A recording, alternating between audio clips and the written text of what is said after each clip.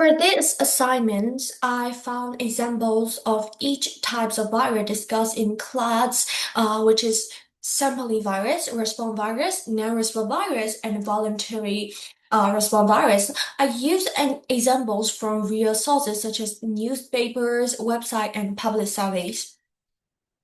So,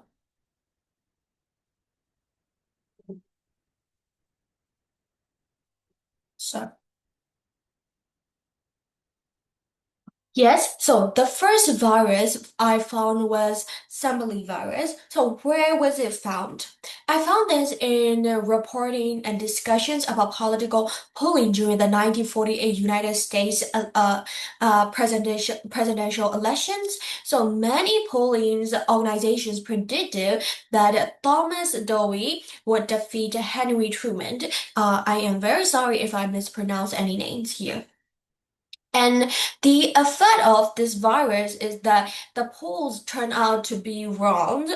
One major reason was that pollsters said used samples that did not fully represent the voting populations. So some survey relied heavily on telephone interviews and encoder sampling. And in 1948, wealthy Americans were more likely to own telephones, and those groups tended to lean more Republican. So, because the sample did not accurately represent all voter support for Republicans was like overestimated. And the result, it was a major polling failure. Newspapers and the public expected Dewey to win. So the famous headline, Dewey defeat Truman, was printed even before the final results were known, but Truman actually won the election. So how would I fix this? I would fix this by using a more representative sampling method, such as simple random sampling or stratified samplings. So I will make sure that voters for different income levels, regions, and backgrounds were included fairly in the survey. Okay, the next one. It's response virus. The second example is response virus. I found this type of virus in like online opinions polls and also like political advertising. A common example is a survey question that use emotionally loaded wording, such as like asking people if they support a harmful policy or a dangerous proposal.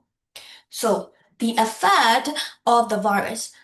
This type of wording, it influences how people answer. Instead of measuring like a person's true opinion, the question push the respondent towards a certain response. So because of this, the survey result may not accurately represent what people really believe.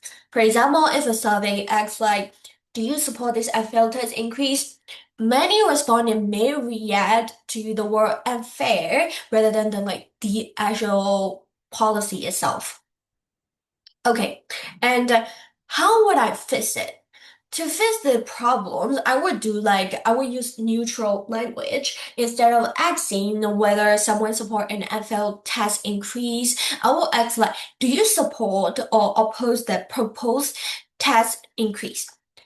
Neutral wording, it helps reduce a response virus and gives more reliable results. Okay, and the third one is it is non-response virus. Where was it found? I found this in customer satisfaction surveys sent by companies through email. Many companies they send feedback surveys after purchases, hotel stays, and online orders. So, what was the effect of this virus?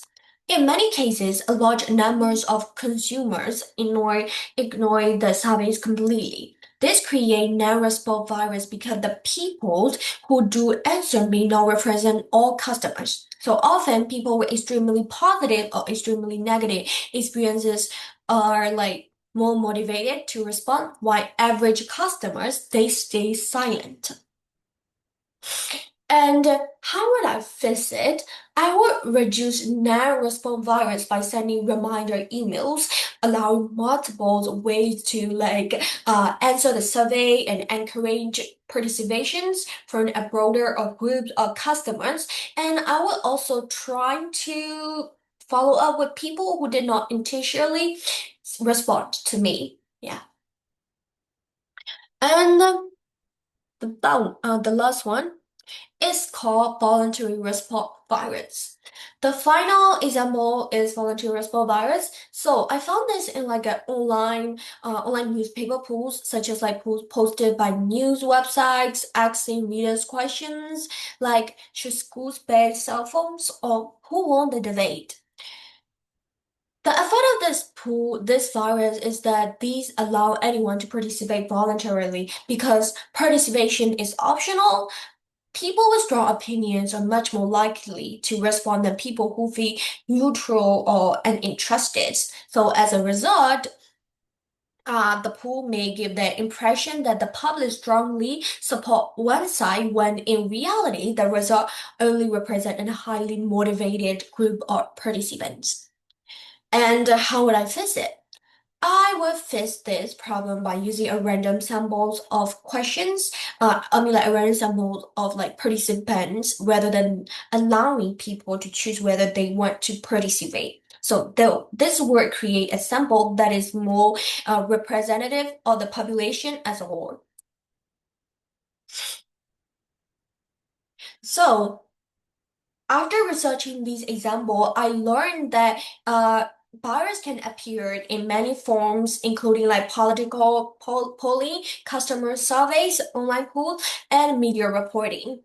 And we will not be able to notice if we do not learn those types of virus. So sampling virus, response virus, non-response virus, and voluntary response virus, it can affect all the accuracies of survey results. So because of this, researcher must carefully design surveys, choose representative samples, and use neutral questions in order to produce trustworthy information. Thank you.